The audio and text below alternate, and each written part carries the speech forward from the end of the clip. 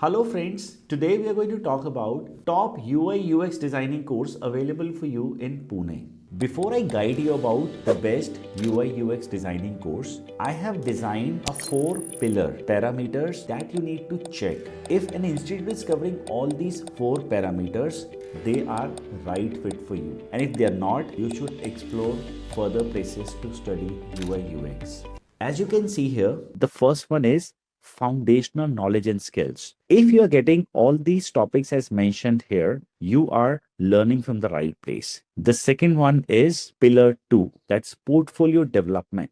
If an institution is helping you to build a portfolio, they are a right place for you to study. The third place is networking and job search. After the course, is this institute going to leave you all on your own, or they have some internal setup to help you to get a job? If they have a placement team, you should go for this institution. And the last one, lifetime learning access. In this fast track world, if an institute is offering you unlimited access to their website content, their recordings, and lifelong learning, then that is one green thumbs up for you to select that institute. So the best institute available for you is from IIM Skills. I'm giving you a link of this institute in the description box. You should check that. Why is that I'm suggesting you? One, that they offer you lifetime access for the program. Second, the most advanced curriculum.